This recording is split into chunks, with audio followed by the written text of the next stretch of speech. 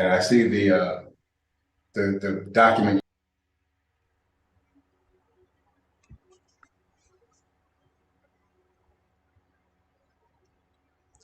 All right, peace and blessings to the family.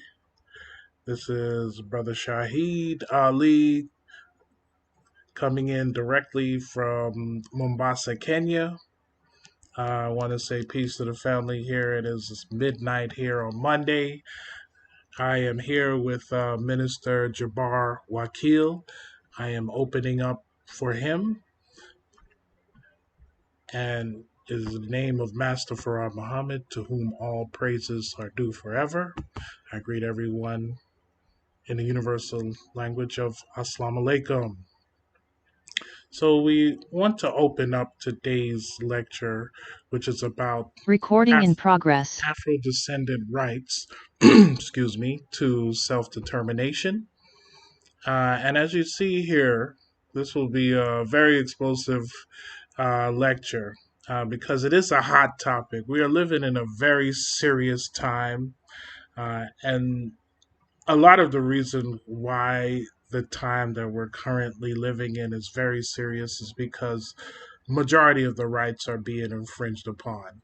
Now, we do hear in many cases in a broad section of topics, all peoples talking about their rights being infringed upon, but it seems that no one's rights are being tread upon more than Afro descendants in America, especially.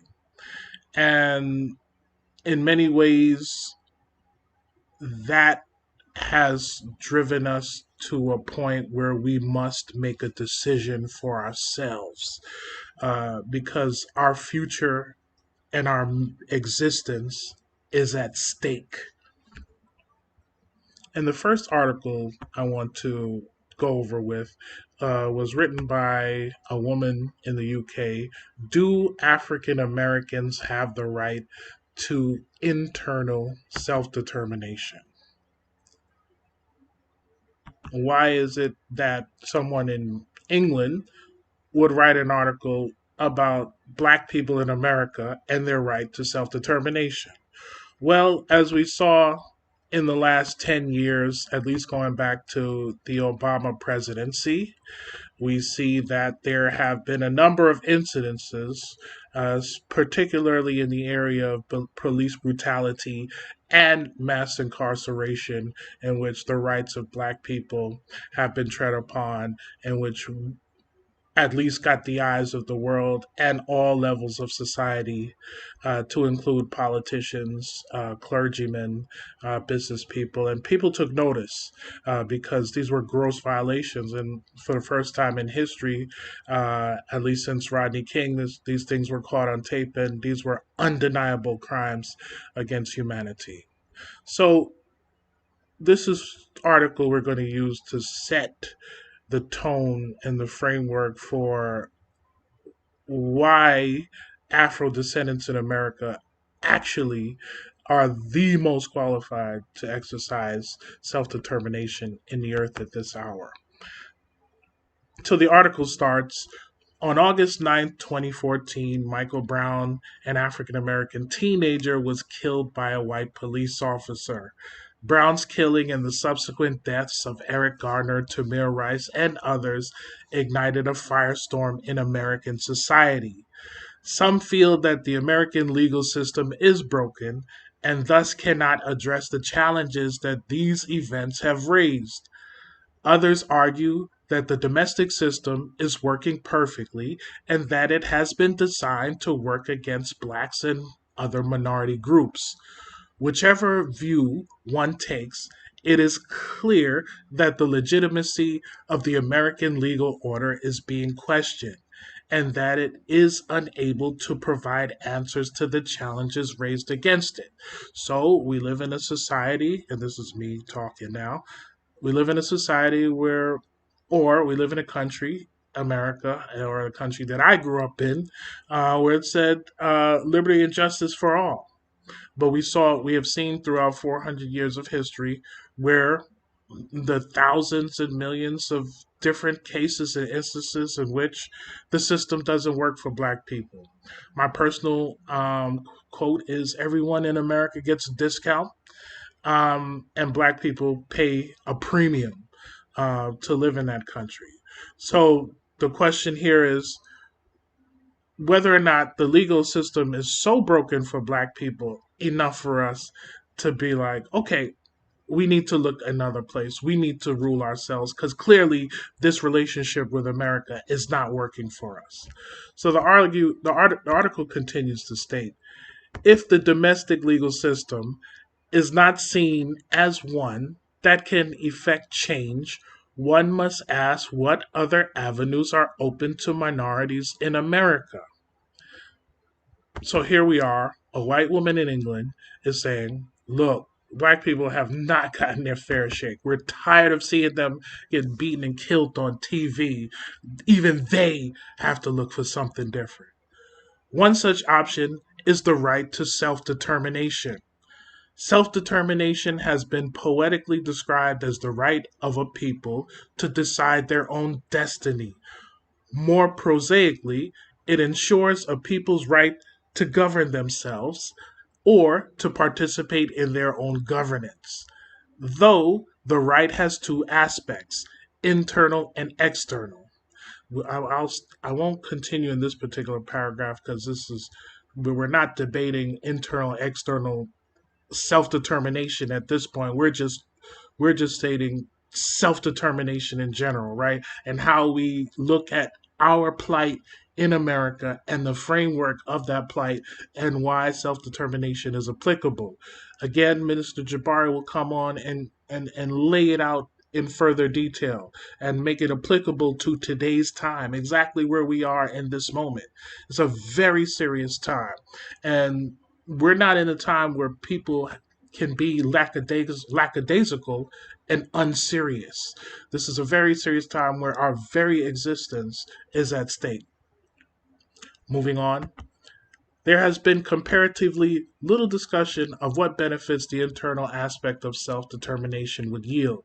The recent protests by African American and Black communities may provide an illustration of how internal self determination can help address the challenges to a government's legitimacy and its systemic discrimination of some groups. Internal self determination does not entitle a group to secession, but ensures that they are able to participate in their own governance and their culture is protected. There's that word, protection.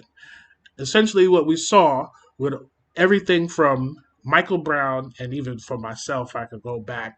I'm from New York City. We go back to Yusef Hawkins, Amadou Diallo. Everything we saw is basically telling us that a Black person gets killed, the white person doesn't get due process in the system, gets off, we don't feel protected. And when you have continuous cases like that, you have people who become more aggressive and assertive against that group that is unprotected, right? So here in this case, self determination is applicable to protection, right? If we can't count on the country that we reside in to protect us, protect our lives, protect our families, our women, our children, our livelihoods, then we have to go elsewhere. Continuing, the exercise of this right may mean changes for how a particular state operates, but should not cause disruption to national borders and would be significantly less disruptive to the internal community. Now, this again specifically is talking about internal self determination, which is a type of self determination. But what the reason why I'm pointing, in addition to point continuing in this article, again, the key is self determination and our legal right to self determination. Many times, the framing in the news and law enforcement and the common narrative is that people who seek self determination are some type of extremists, some type of nationalists, some type of people that are doing things that are against the law. There's nothing wrong with looking for elsewhere and looking within yourself to determine what your future will look like. Self determination is a legal right.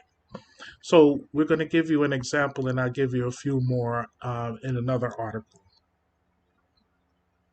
Again, I'm not your speaker.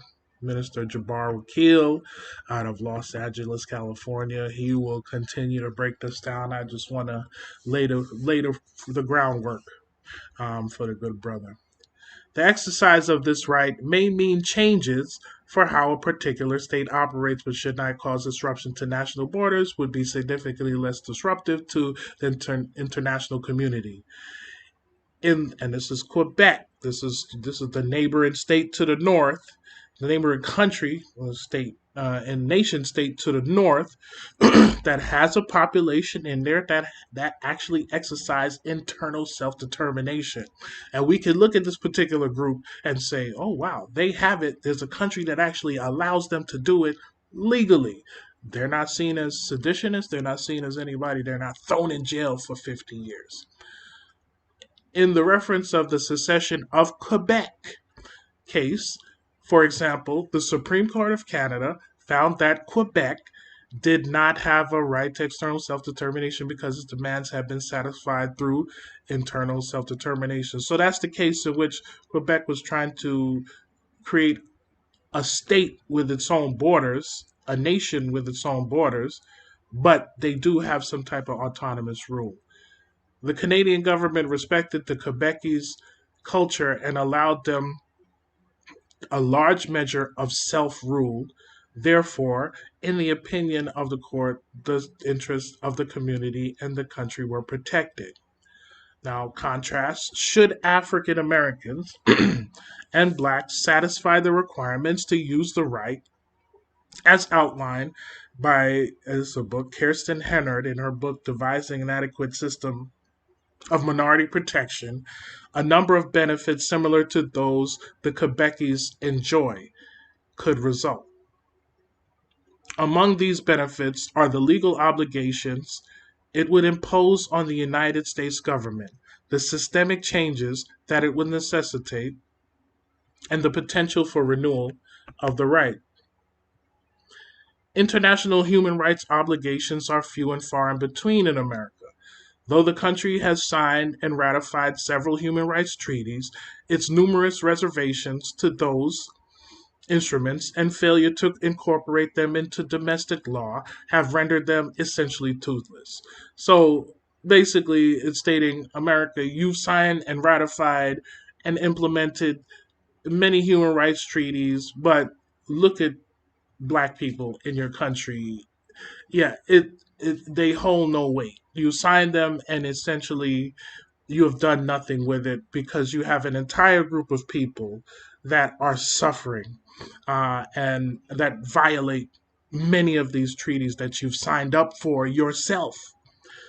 There are few enforcement mechanisms for the protection of rights outside of state and federal courts, which may not be effective. Excuse me. This makes the right of self determination's customary international law character critically important. Customary international law is binding on all states in the international system, which America is one of them. Regardless of whether they have signed a treaty or not,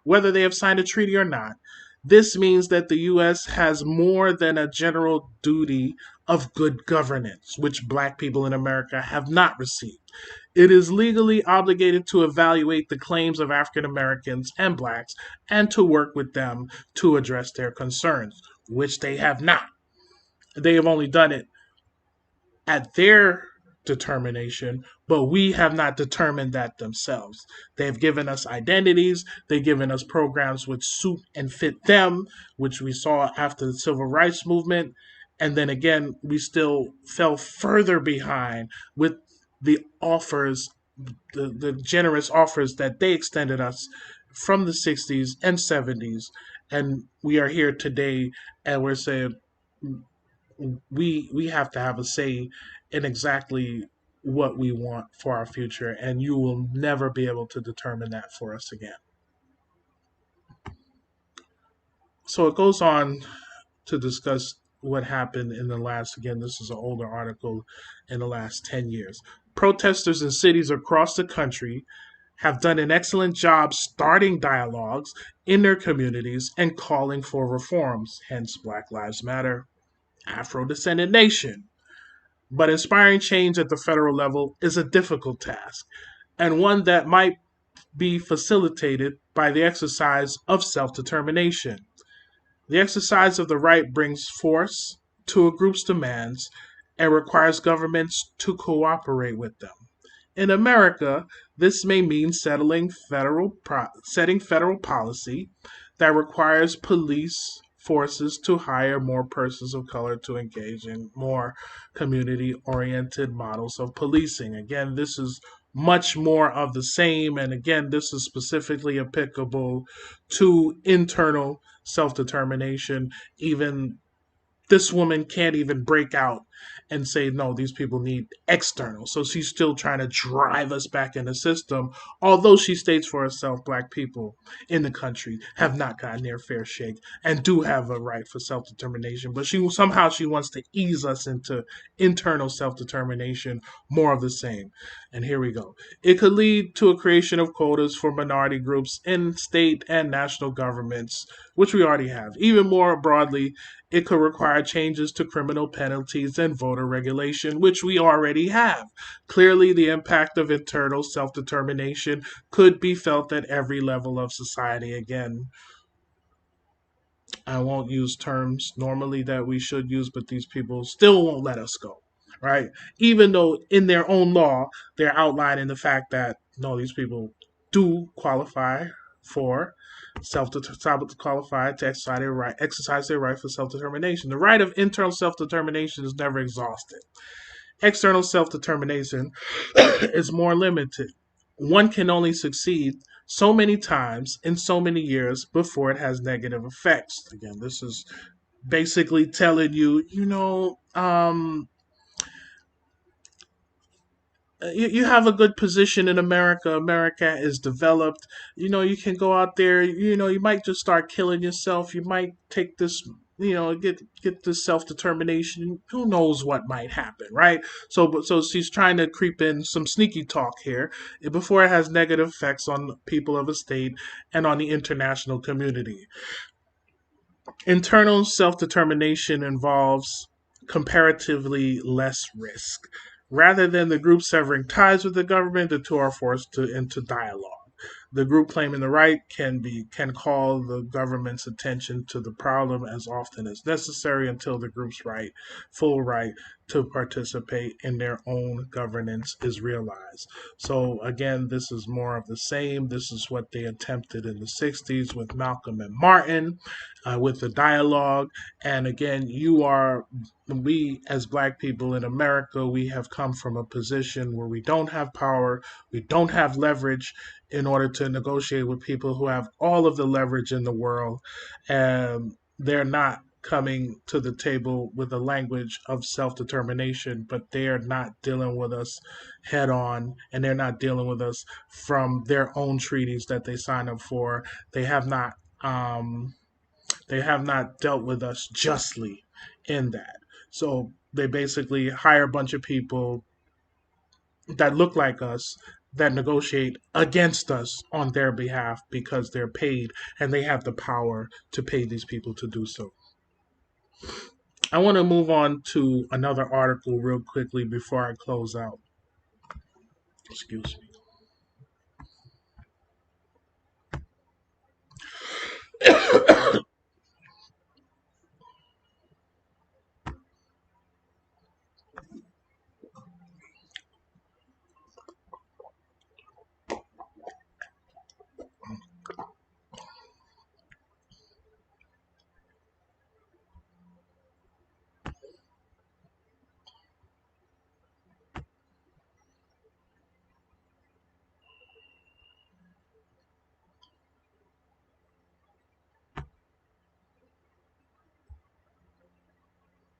Bear with me. I'm pulling up this real quick.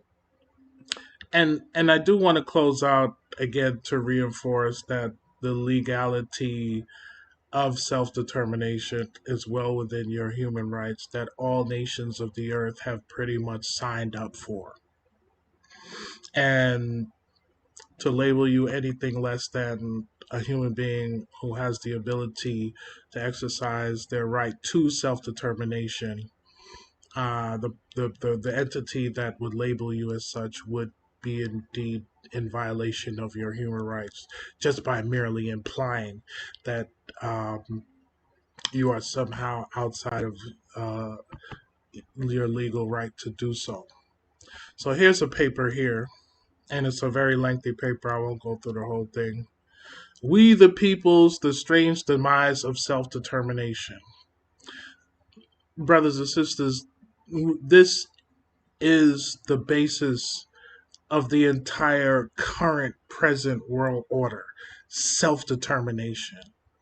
At least we call the present world order that perhaps started after World War II. So in the abstract, it states, the self-determination of peoples is a fundamental legitimating principle of the international system. It justifies the system's very existence. Again, the foundation of the current world order is self-determination. Through a vast diachronic corpus and pertinent data sets, this paper nevertheless reveals a puzzling decline in the public discourse on and practice of self-determination over the last 50 years. I identify and assess 4 structural explanations for this decline, and just goes into more academic talk.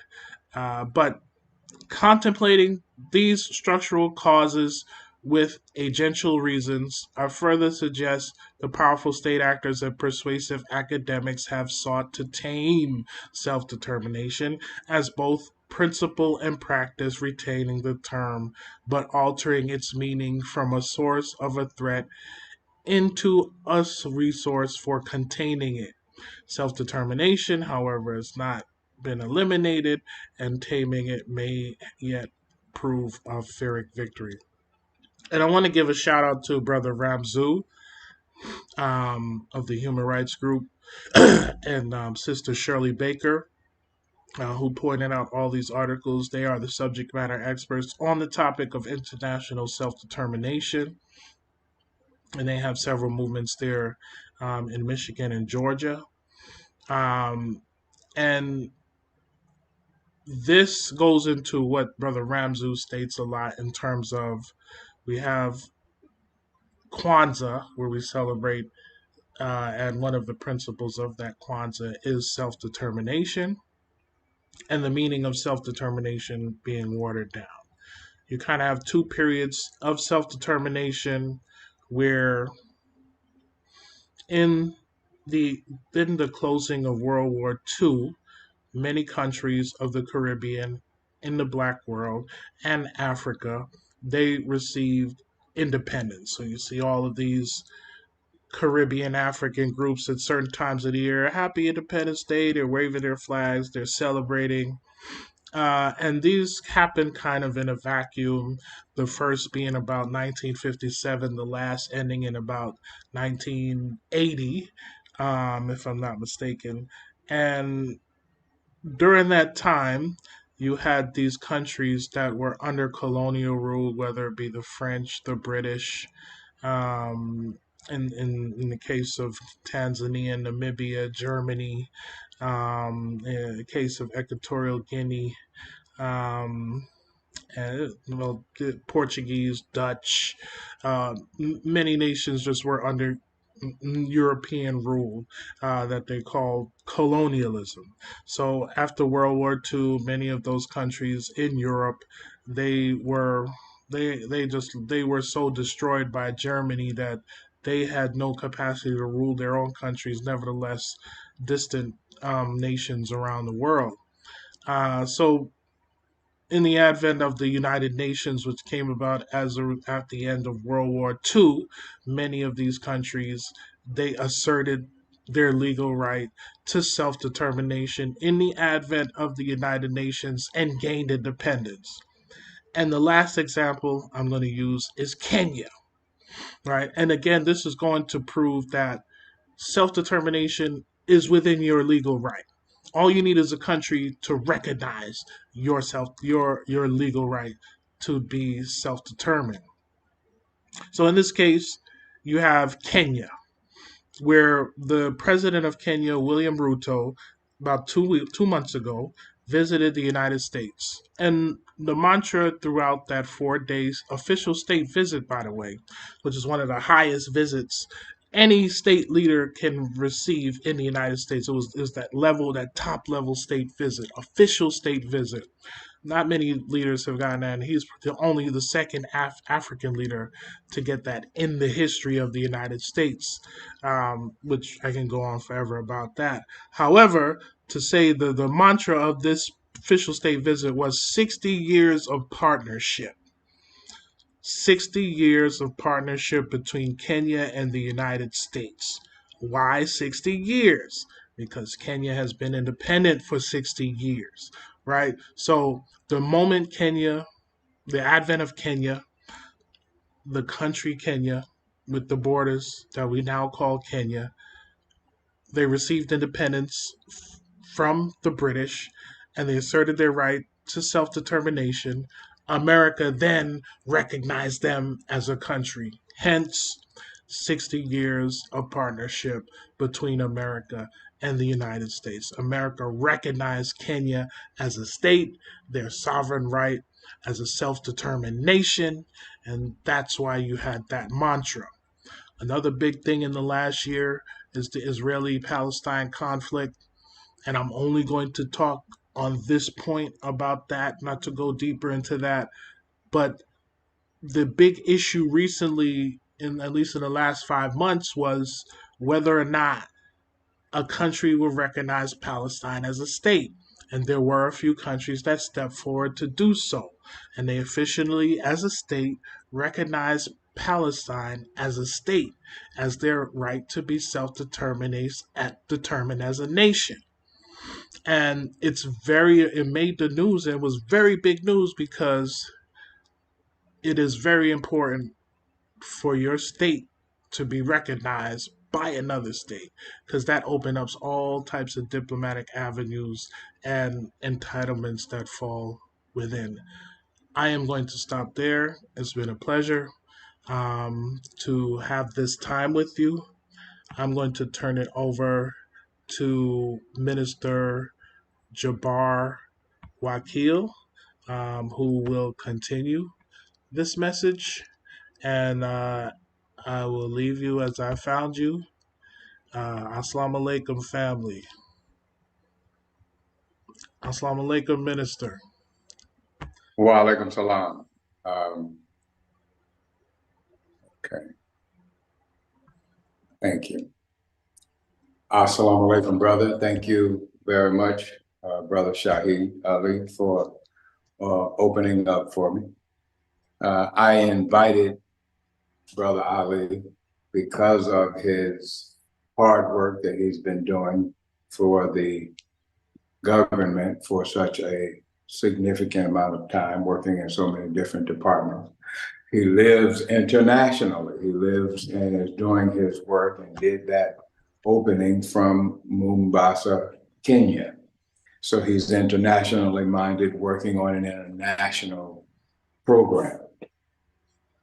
Our subject today is the legal right to self-determination, which is why he spent the time he did on the subject, wanting to let us know that there is absolutely nothing wrong with us pursuing the legal right to self-determination.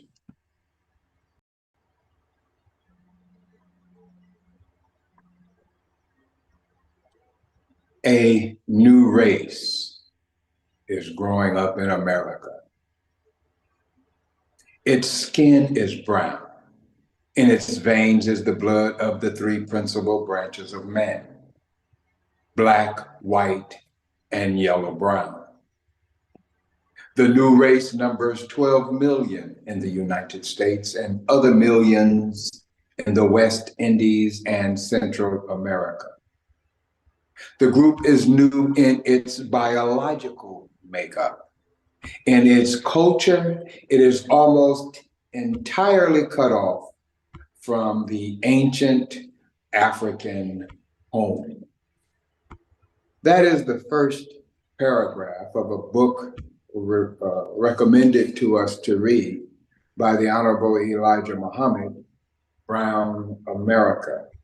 It is first published in 1931, again in 31, and then 32, 33, 35, and 36 before it was revised as Brown American.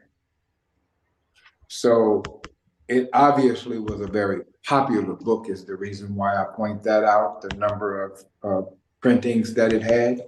It had 7 printings as Brown America, and then more printings as Brown American.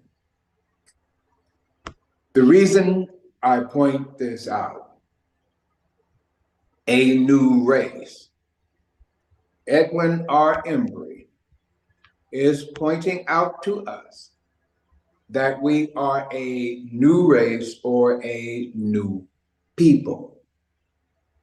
This is where I want to focus our attention. He describes where we came from. Our Black forefathers of the new race are among the first settlers in the New World. The wealth, pay attention, the wealth of the New World came largely by the sweat of this new race. The early Africans who were brought here, many were Mohammedans. The religion of others consisted of primitive voodoo rites. Some of them came from kingdoms and governments, and high social order were well established, and other groups existed in primitive social environments.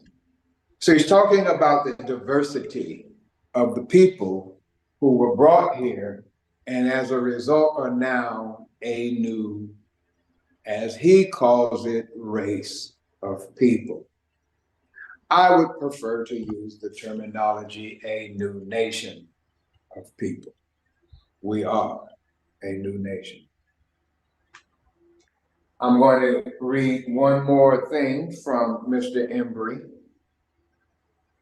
Because we're talking about the international right to self-determination, which is tied to human rights, and we know that human rights, or we have learned that human rights is the right to practice your own culture, speak your own language, and worship your original religion. What Mr. Embry is pointing out here is that culturally, also, this emerging race is new. They were torn from their previous environment.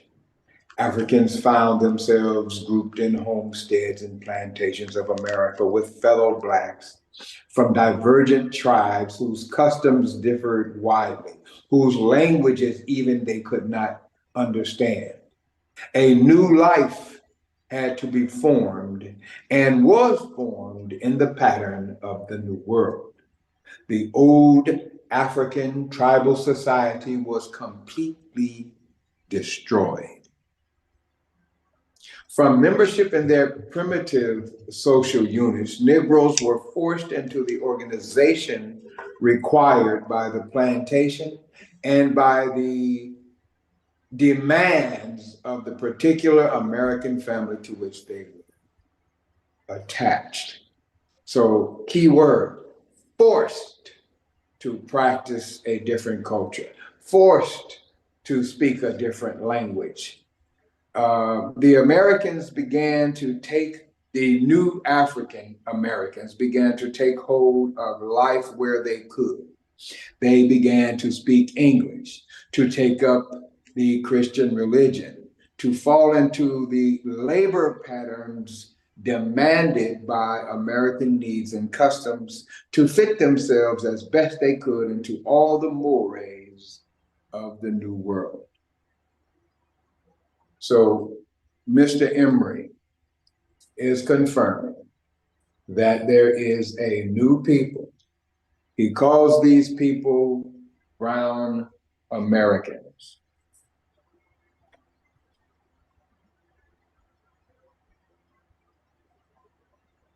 Now, and I'll share one more with you. This is from Message to the Black Man in America by the Honorable Elijah Muhammad, under the heading, The True Solution. Will civil rights solve the so-called Negro's problem? By no means will it, or anything else except Allah, solve our problem. Civil rights, according to the English dictionary, means the equal rights of a human being on the level with any other human being. These rights are limited here in America. First and foremost, the so-called Negro needs human rights, which will warrant his recognition as a human being by his slave masters. This also gives him universal rights, the same equal rights of any other human being. What are our human rights? How do human rights provide us with the same right as any other human being? This comes and ties into the legal right to self-determination. What are human rights? How does having human rights give us equal rights with every other human being? As we think about or contemplate those questions, I want to share with you that I watched portions of the Democratic convention. I watched Vice President Kamala Harris accept the nomination for president of the Democratic Party, and I watched her acceptance speech. I found it interesting that so many elements of her speech could be also used by us to apply to us. One of the things that she mentioned in her speech was the term self-determination. She used it to describe her Indian mother, who had come to the United States of America for an education and was expected to return to India and enter into the Indian social structure, which was arranged marriages, etc.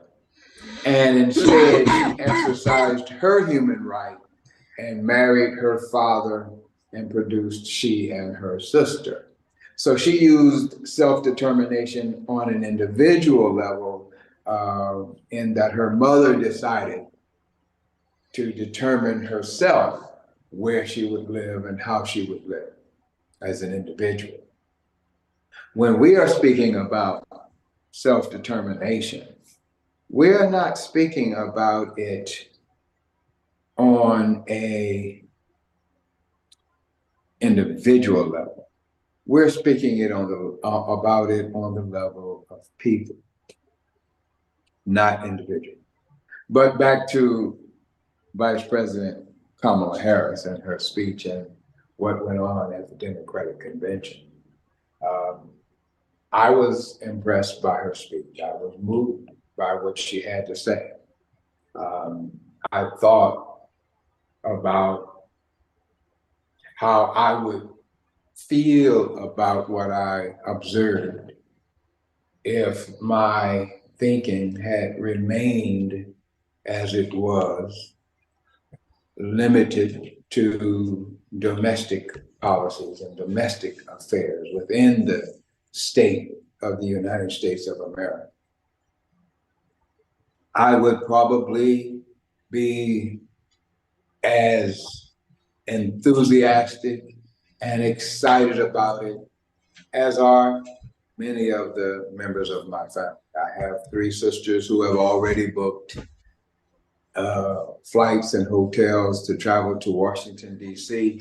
to be at the inauguration, and they did that 2 or 3 weeks ago.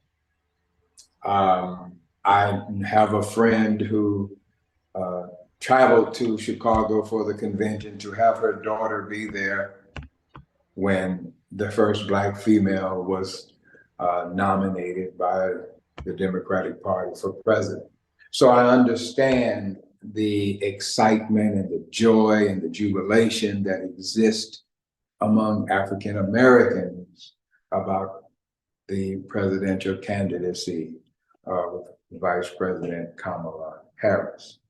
And like I said, I probably would have that same level of spirit and enthusiasm about it were it not for the Honorable Silas Muhammad's work and teachings on the legal right to self-determination and on human rights, and me recognizing that these things apply to us beyond the borders of the United States and beyond the domestic affairs of the United States of America.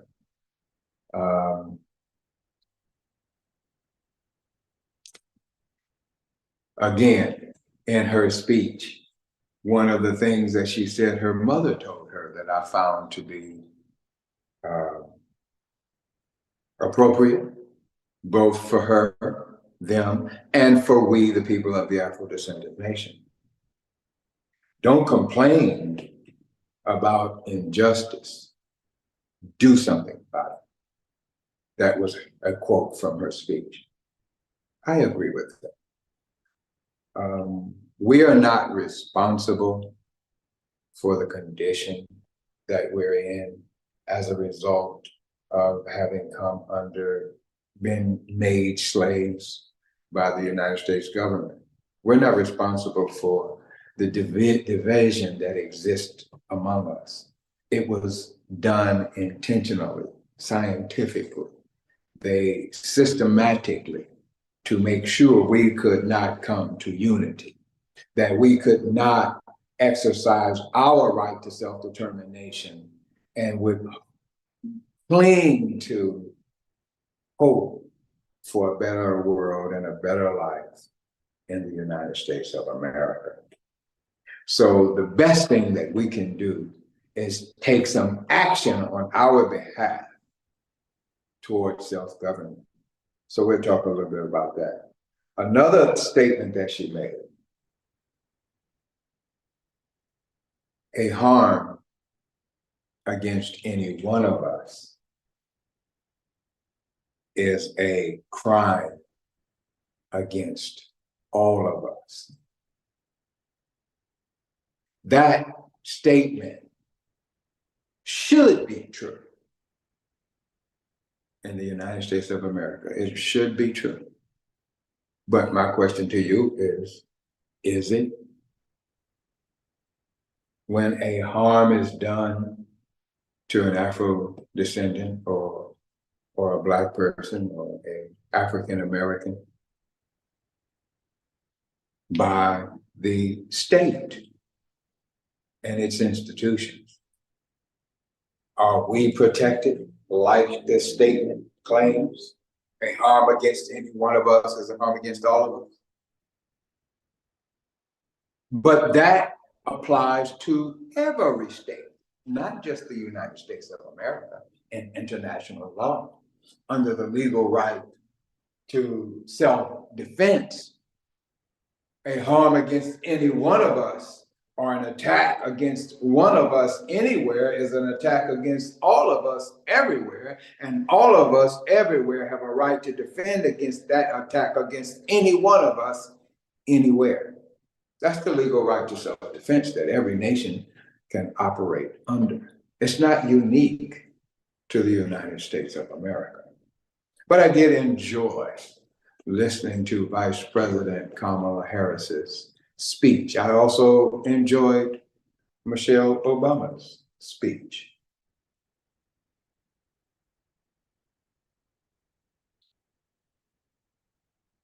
Thanks to the Honorable Cyrus Muhammad, many of us now have an awareness of some of the elements of international law. We have an awareness of some of the elements of human rights. We have an awareness of our legal right to self-determination. And because of this understanding that we are acquiring of these international ideas and concepts, we look beyond the limitations of the domestic policies of the United States of America. In simple terms, the legal right to self-defense is the right of a people to govern themselves. See, we are a people, separate and distinct from the people of the United States of America. We have the legal right to govern ourselves. The other part of the definition is we have the right to determine our own political status, free from outside domination, including formation of our own independent state. So as I pointed out, or as Mr. Edward R. Embry pointed out in his book, Brown Americans, that there's a new people being produced or made right here in the United States of America. This book was first published in 1931. A people, we have learned, is the combination of all of the elements that comprise a nation or a state. So since we are a people, and people have the right to establish themselves as an independent state, then we, and all of our diversity that we exist in under the flag of the United States of America, we can transfer that diversity under our own flag and serve ourselves, produce and supply our own needs, protect our own rights, look out for our own welfare.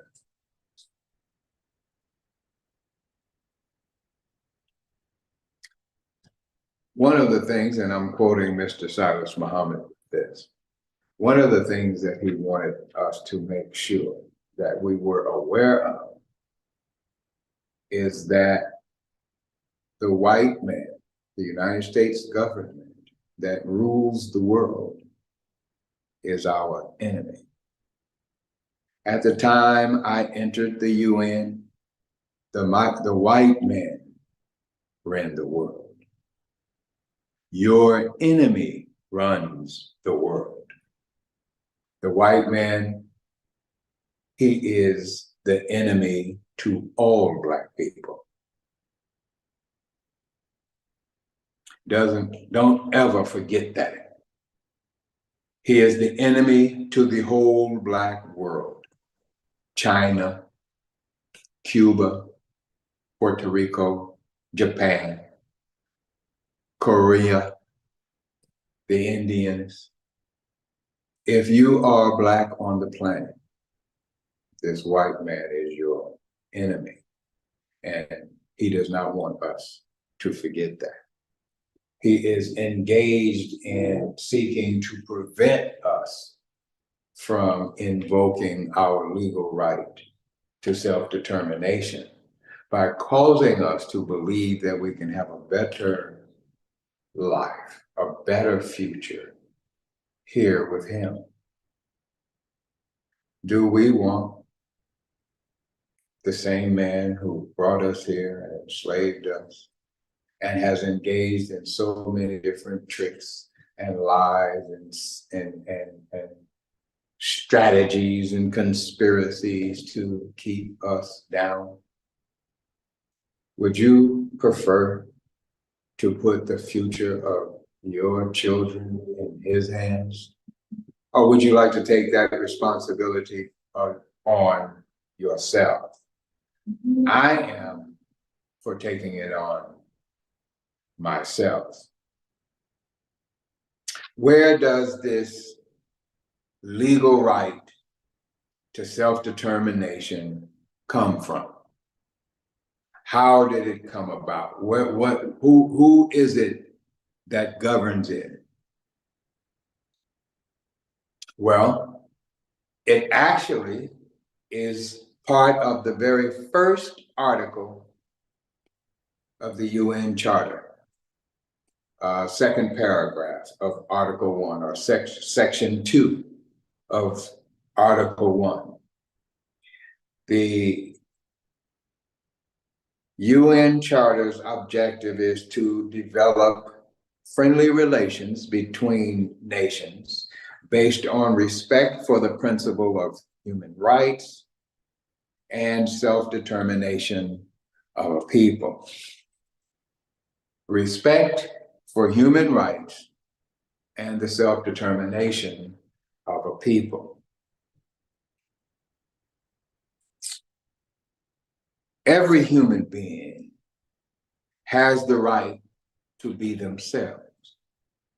And this right is protected, exercised and protected by the people in the form of governments. The people come together and form a government. It's a contract between the governing and the governed. It's called a constitution. In the Constitution is spelled out the duties and responsibilities that the government has to the people, and the people's duties and responsibility to the government. One of the things that I found in my research that surprised me about this process was that in order to be recognized as a nation state, the government has to have ownership of everything and everyone under its control. Ownership. Use the term dominion, which means the supreme authority of ownership. So the citizen gives over ownership of his person to the state, and the state in exchange protects the rights of the citizen and promotes the welfare of the citizen.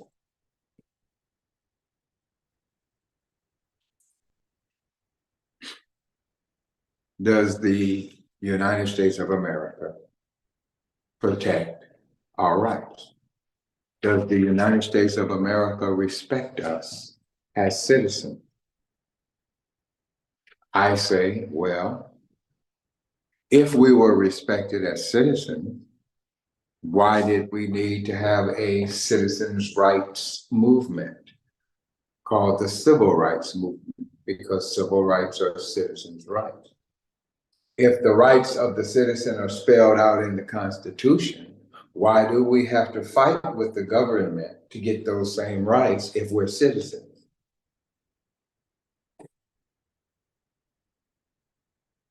Why did we have to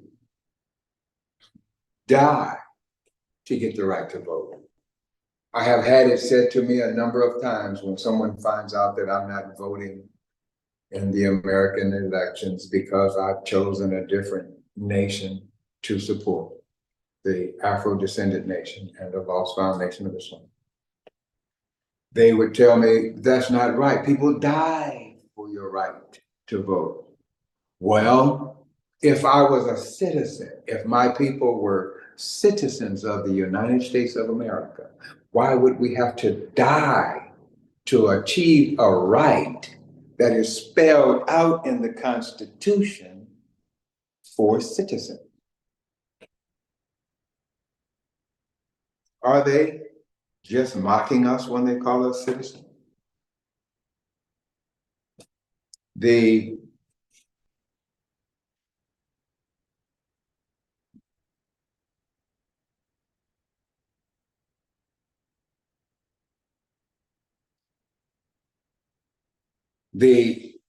welfare, looking out for the welfare or promoting the welfare of the people just means to promote health, prosperity, peace of mind, freedom from toil, freedom from homelessness. That's looking out for the welfare of the people, to protect their health, to provide, make sure that they can have housing, food, good, clean food, healthy food. Is that done here for us? We have another option. That's my real reason for wanting to have this talk with you today, to let you know that we have a better option.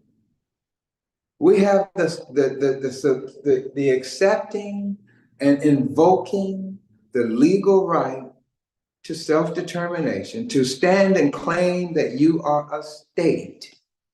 That puts you in the same equal position of every other human being in every other state recognized by the United Nations, which answers the question we raised at the beginning. How does human rights, invoking our legal right to self-determination, give us equal rights, the same equal rights all other human beings have? We would be in the same position of every other human being on earth. That we are one people, that this one people came together and forged a constitution that distinguishes what goes on between the government and the people, which is one of the requirements for recognition. You have to have a constitution that the people agree on. There has to be an agreement between the people and the government. The government can't go out and negotiate business, enter into contracts, enter into treaties with other nations if the people aren't in agreement to support that government in its actions. So there has to be this constitution in a place to be recognized as a nation or a state. The beautiful work that the Honorable Cyrus Muhammad has done is to put place every element we would need to be recognized as a nation in place so that we can simply give life to it, breathe life into it. And it is in place. It is here for us to breathe life into it. We, the Afro-descendant nation, have the greatest opportunity of any people that has ever lived on the face of the earth. We have the opportunity to establish a new government in this modern day and time, a new nation and state out of the former slaves or the formerly enslaved. And formerly is true. However, maybe we should add formerly chattel slaves, because today we are merely free slaves. When you consider that any time your work is controlled by another, The product of your work is controlled by another. When, where, how, and why the work gets done is controlled by another is the definition of a job, and it is also the definition of a slave. So we still, many of us, most of us, I believe, work jobs, which is what we were brought to America to do, work for the owners of the land. They are mocking us when they say that we are equal with them. The white man runs the United States of America. The white man runs the world, as was pointed out by Cyrus Muhammad. When Barack Obama was the president of the United States of America, and he made the statement that he was the president for all America, the white man ran it, even though he was president. And this past week, Vice President Kamala Harris made the same statement. I will be the president for all America. And the white man will still be in charge. And just like all America didn't include us under our first Black president, I would be surprised if all America include us under the next one. And when I say include us, I don't mean a handful of us get benefits and achieve and have better life as a result. If the government is to promote the welfare of the people of the United States of America, and we truly are some of the people of the United States of America. Well, I live in Los Angeles. The population of people living in tents and in abandoned vehicles and in old RVs along the side of the road is enormous. And this is one of the wealthiest nations in the world, if not the wealthiest. Yet they don't care about the welfare of our homeless population. And we don't appear to care much about them ourselves because we aren't coming together to do anything about it. But maybe if we collectively decide to declare that we're Afro-descendant, to declare that we want to be a nation and that we're going to take responsibility for our own lives and self, we could then begin to achieve it. We could then begin to look out for all of the elements of our population because we need it. It is getting bad out here in America. And the Honorable Elijah Muhammad predicted that the United States of America was going to fall, completely collapse, and then be destroyed by fire and bombs. We can see the collapse. All you have to do is a little research into what's going on economically, what's going on educationally, what they're doing with their food supply, etc. You can see that the United States of America's future is just not that rosy. And the decisions that the government makes internationally, we really don't have a say in them. It doesn't really represent what we think about the issues that are being addressed internationally. We don't have a voice on the world stage. We are a people experiencing civil death internationally. No political life. Nobody is concerned with what we have to say. Only we can change that. So we should go into action today. There is a plebiscite. The plebiscite is a vote by all of the people on a specific issue.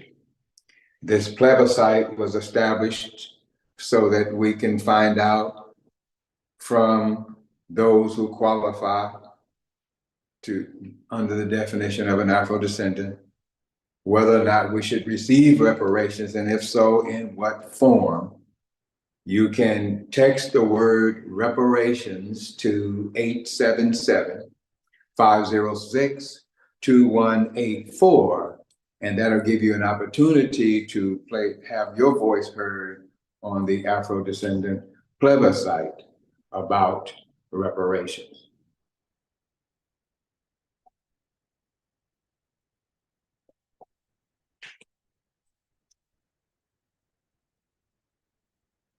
Today I was at a coffee shop, sitting with my notebooks open, taking some notes. I had a message to the Black man beside me. I had a table at Starbucks, and a Caucasian gentleman came up, noticed what book I was reading, and decided to take up a conversation with me about racism. And that led to me asking, since he's expressing to me that he's not racist and he thinks that racism is still serious, and he's really upset with the white people who are racist. And I said, well, what do you think about reparations? I'm already paying reparations, he said to me. My white privilege that I receive, I have to pay for it in the form of taxes. And I pay so many different forms of taxes that I'm already paying reparations. That made me a little bit curious. So I asked him what his definition of reparations was, and he started talking about just giving, if that it's more than just money, that if Black people receive money, it'll all be gone in 10 years, is what he said to me. It won't do nothing. He said Black people need to have their self-esteem reestablished. He's going on about different psychological and self-esteem building reparations methods. I'm listening. Finally, I say, well, listen, let me say this to you. Let me give you a definition of reparations that I'm operating from, and then based on that definition, give me your response as to what you think about reparations for Black people. I said reparations is the payment from one nation to another nation for harms done by the offending nation. We had a society, a culture, a language, a way of life, aspirations for our children when we were captured and brought into slavery. We were a nation. We were part of many nations before we were brought to America and enslaved.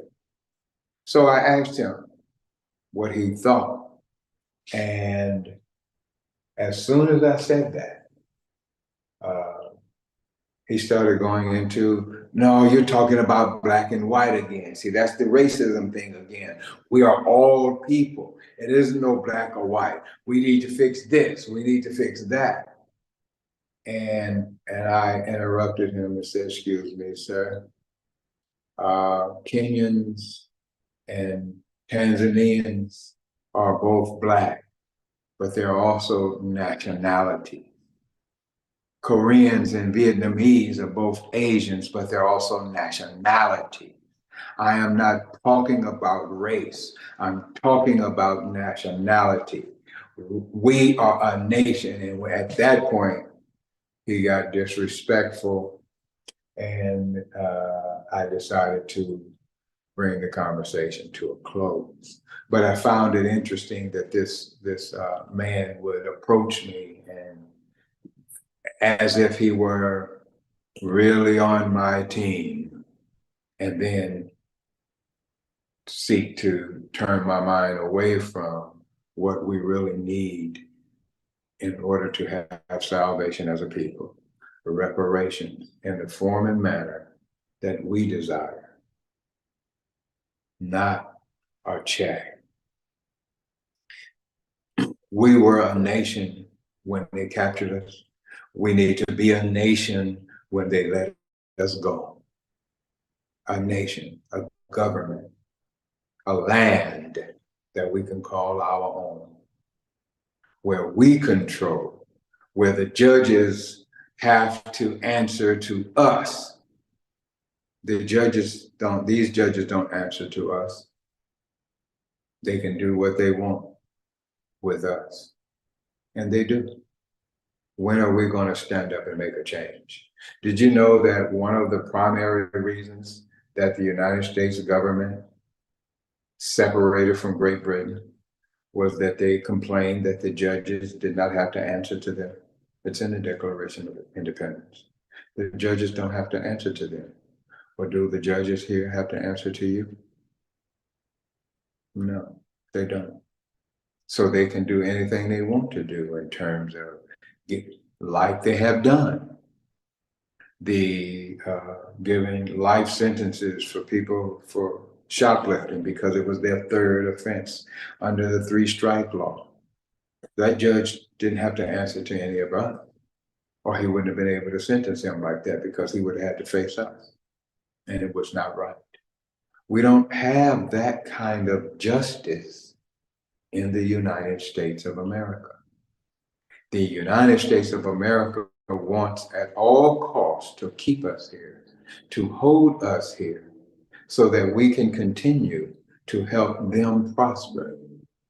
They know as soon as Black people who are rapidly declaring themselves Afro-descendants turn their back on the United States of America, the United States of America is going to fall. They know that. So they do everything within their power to convince you to continue to believe in them. Even to let Kamala Harris become president, if that will get the job done.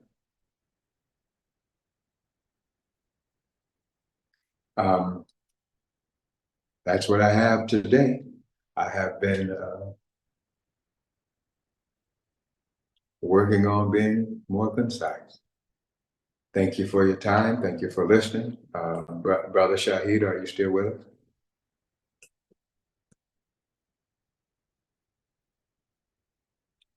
Brother Shahid.